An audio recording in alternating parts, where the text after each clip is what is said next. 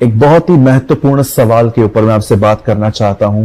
यीशु के आने से पहले किस तरह की तैयारी हम कर सकते हैं, मैं चाहता हूं आप सब बड़े ध्यान से सुने और समझें।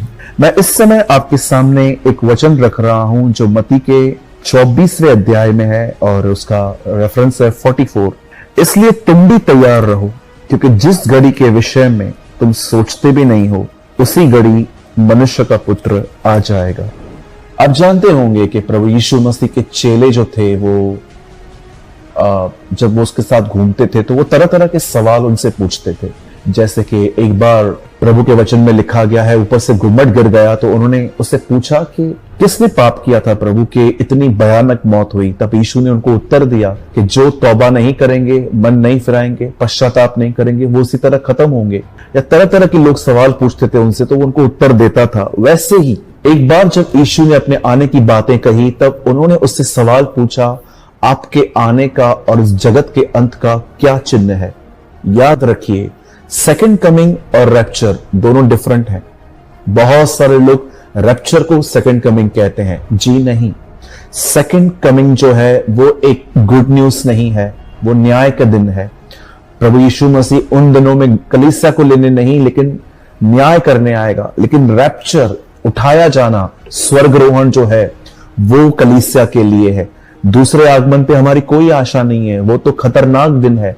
लेकिन हम सबकी आशा उठाए जाने में है। दुल्हन जो है वो उठाए जाने में आनंदित है, न कि उसके दूसरे आगमन के बारे में। तो हमें ये चीजें बड़ी समझनी पड़ेंगी कि उठाए जाने और सेकंड कमिंग में क्या अंतर है।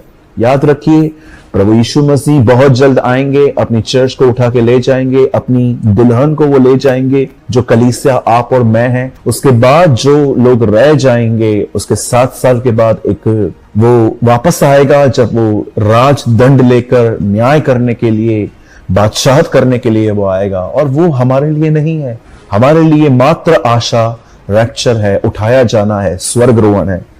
तो जब वो उससे पूछ रहे थे कि आपका आना और जगत के अंत का क्या चिन्ह है, तो आप जानते होंगे प्रभु यीशु मसीह ने बहुत सारी बातें हमारे बारे में और इज़राइल के बारे में बताई। जैसे कि हैकल में एंटी क्राइस्ट का आना, विपत्तियां आना, लोग उन दिनों में अपनी मौत मांगेंगे। लेकिन वो सब बात में है। पहले आप इस बात को जान लीजिए, किस तरह के लोग उठाए जाएंगे। याद रखिए, रैप्चर हर एक के लिए नहीं है, वो उनके लिए है जो तैयार है। और हो सकता है कि आपके पास प्रभु के आने के विषय में बहुत सारा ज्ञान है पर तैयारी नहीं है। अगर आज भी मेरे अंदर किसी को माफ करने जैसा स्वभाव नहीं है, अगर आज भी मैं दूसरों की उन्नति को देख के जल रहा हूं, या मेरी आंखों में आज भी पवित्रता नहीं है, भले ही मैं मुंह से कुछ कहता हूं लेकिन मेरा हृदय जानता है खुदावन कि मैं अंदर से कैसा हूं, तो मेरे भाइयों, मेरी बहनों, ये तैयारी नहीं है। ये वो जीवन है जो भले ही ज्ञान से परिपूर्ण है। क्या आपने इस बात को देखा? फरीसियों के पास पूरा ज्ञान था, लेकिन क्या आपने ये बात नोटिस की, उनके हृदय में किसी के लिए दया नहीं थी। सबत के दिन चंगा करने पर वो यीशु पे भड़कते थे। जब चेलों ने उससे पूछा आपका आना कब होगा, तब उसने बहुत सारी बातें बताई कि उसके आने से पहले नूह के दिन आएंगे, सब सामान्य हो जाएगा। अब देखिए, सब सामान्य हो रहा है। अब कोई कोविड-19 की बात नहीं हो रही, अब सब शांत होता जा रहा है। जिंदगी जो है वो वापस सामान्य हो रही है। लोग अब विदाउट मास्क भी घूम रहे हैं। अब आप देखिए, कोई RT-PCR नहीं पूछी जाती एयरपोर्ट पे, अब कोई वैक्सीनेशन की बात नहीं करता। अब सब नॉर्मल होता जा रहा है, नूह के दिनों के समान। जैसे नूह के दिनों में सब नॉर्मल था, लोग खा रहे थे, पी रहे थे, मैरिजेस हो रही थी, लोग अपने घरों को पेड़ पौधों से सजा रहे थे। अब सब सामान्य हो रहा है। लेकिन बहुत सारी बातें जो यीशु मसीह ने बताई, और अंत में वो इस वचन में कहता है कि मैं तुम्हें सब बता रहा हूं, लेकिन मैं तुम्हें कभी वो दिन नहीं बताऊंगा कि मैं कब आने वाला हूं। I will never mention a date. उसने कभी हमें सन, तारीख नहीं बताई, क्योंकि ये बड़ा खतरनाक था। क्योंकि आपको पता है आजकल के हमारे अंदर एक स्वभाव है, जब हम अगर हमें पता चल जाए कि यीशु इस तारीख को आएगा, तो हो सकता है उससे 2 दिन पहले भी हम गुनाह में जिए, और उसके बाद जब वो दिन आए तब हम गंभीर हो जाए, जो बड़ा खतरनाक था। क्यों प्रभु ने अपनी डेट नहीं बताई? ताकि हर पीढ़ी, हर जनरेशन अपने आप में तैयार रहे, सीख सके और तैयारी कर सके अगर यीशु इतना लिख देता कि मैं 2025-26 में आऊंगा, तो आज भी शैतान हमारे मन में ये ख्याल डालता कि ओ उसके आने में 4 साल बाकी हैं, अभी तो बहुत समय है, अपना जीवन जियो, आराम से गुनाह करो, सब कुछ करो, जब वो आ जाएगा तो माफी मांग लेना, बड़ा दयालु परमेश्वर है। शैतान कई बार वचनों को लेके, आपको पता है, हमें भरमाने की कोशिश करता है। कई बार अगर आप सिर्फ ये जानते हो कि प्रभु दयालु है, अनुग्रह से भरा हुआ है, इस बेस पे अगर मैं कहता हूं कि वो अनुग्रहकारी दयालु है, मैं जो चाहे मैं कर सकता हूं, तो ये मुझे नहीं लगता कि ये सोच मुझे खुदा ने दी है। जब यीशु ने अपने आने की बातें कही तो उसने कहा तैयार रहना। अब मैं आपको बताना चाहता हूं तैयार व्यक्ति होता कैसे है। सबसे पहले दूसरों की जिंदगियों को झांकना बंद करें, यहां से तैयारी शुरू होगी। इससे पहले किसी की भी तैयारी शुरू नहीं हो पाएगी। सबसे पहले आप दूसरों के जीवनों को जांचना, डिसर्नमेंट अलग बात होती है, डिसर्न करना अलग बात होती है, लेकिन बहुत सारे जो लोग हैं वो दूसरों की जिंदगियों के व्यक्तिगत मामलों को जानने में बड़े रुचि रखते हैं कि इनका क्या हुआ, इनके साथ क्या हुआ, ऐसे क्यों हो गए ये। मैं आपसे पूछना चाहता हूं, अगर आप दूसरों के जीवनों को झांकने में अपनी जिंदगी बिताएंगे, आप अपने जीवन को कब देख पाएंगे। बड़ी रुचि है आजकल कुछ लोगों की कि मैं जानूं इसकी जिंदगी में क्या हुआ, ये बहन वापस क्यों आई है, ये भाई यहां क्यों गया है, यहां क्या हो रहा है, वहां क्या हो रहा है। इवन बहुत सारे लीडर्स भी ये जानना चाहते हैं कि उस चर्च में क्या हो रहा है, इस चर्च में क्या हो रहा है। क्या हमें अपनी कलीसिया के बारे में कुछ पता है? We know about our church. तैयारी वहां से शुरू होती है जब एक व्यक्ति अब दूसरों का जीवन जानने की रुचि में शून्य इंटरेस्ट रखता है। मैं आपको कहना चाहता हूं, मैं किसी की जिंदगी को जांचने की कोशिश नहीं करता, आपके साथ क्या आया है, कौन आपके साथ ये क्या था, वो क्या था। याद रखिए, आंखें कई बार धोखा भी देती हैं। सबसे पहले अपने जीवन को जांचिए, आप कहां हैं। क्या आप उस स्टैंडर्ड तक पहुंचे हैं जिसका विषय में बाइबल बताती है? उनके हृदयों से जीवन के जल की नदियां बह निकलेगी। क्या यह हमारे जिंदगी में हो रहा है? जवानी की अभिलाषाओं से भाग, क्या हम इस स्टैंडर्ड तक पहुंच पाए हैं कि हम पाप से नफरत कर बैठे? मैं आपसे माफी चाहता हूं, मैं ये वर्ड्स यूज कर रहा हूं। आज बहुत सारे लोग अपने जीवन में कोई रुचि नहीं रखते कि वो क्या कर रहे हैं। They are full of gossips, यहां वहां की बातें करने में होशियार, लोगों के व्यक्तिगत मामलों को दखल देने में होशियार। कई बार हम वचन सुन लेते हैं कि दुश्मनों से प्रेम करो, पर हम अपने चर्च के लोगों से बात नहीं करते। आप तैयार हैं? सोचिए, आपको एक जीवन मिला और आपने वो पूरा जीवन दूसरों को जांचने में लगा दिया कि ये बहन ऐसी क्यों है, ये भाई ऐसा क्यों है। तैयारी वहां पर खत्म हो जाती है, लेकिन शुरू जानते हैं कब होती है? जब आप अपने जीवन को झांकते हो कि आप कहां हो। Do you have a purity in your heart? क्या आपके हृदय में पवित्रता है? क्या सच्चाई है? कहीं ऐसा तो नहीं है कि आप, क्या कहता है दाऊद, तू हृदय की सच्चाई से खुश होता है।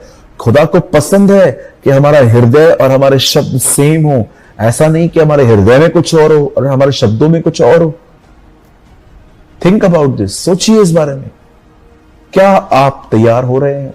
तैयारी वहां से शुरू होती है जब एक व्यक्ति अपने जीवन को जांचना शुरू करता है कि मैं कहां पर हूं। आज से बहुत साल पहले जब आदम ने पाप किया और प्रभु आए, प्रभु ने उससे पहला क्वेश्चन कहा, आदम तू कहां है? वह सर्वशक्तिमान खुदा, वो राजाओं का राजा जिसके सामने एंजल्स झुकते हैं, सजदा करते हैं, जो इतना ताकतवर है कि उसका कोई मंत्री नहीं है कि वो किससे सलाह ले, वो खुद अपने आप में परमेश्वर है। क्या उसे ये नहीं पता था आदम कहां है और वो क्यों छुपा हुआ है? वो जानता था कि आदम ने फल खाया है और लज्जा और डर के कारण वो छुपा हुआ है, और परमेश्वर सब जानते थे। उसके बाद भी वो उससे पूछता है कि तू कहां है? जिस फल को खाने के लिए मैंने मना किया था, क्या वो तूने खाया? इसी के बेटे ने, जब केन ने हाबिल की हत्या की, खुदा उससे भी यही आके बात पूछता है, तेरा भाई कहां है? परमेश्वर सब जानता है, लेकिन जानते हो वो क्या क्या करना चाहता था? वो क्या देखना चाहता था कि क्या हम ईमानदार हैं? मेरे भाइयों, मेरी बहनों, यहीं से तैयारी शुरू होती है। हम सभी अपने अपने जीवन को जांचें कि हम क्या कर रहे हैं, किस तरह से बात कर रहे हैं। क्या हम बात करने में काइंड हैं? क्या हम बात करने में सॉफ्ट हैं? क्या हम हम्बल हैं? क्या हम जेंटल हैं? क्या हम प्योर हैं? क्या हम स्पिरिट में पुअर हैं?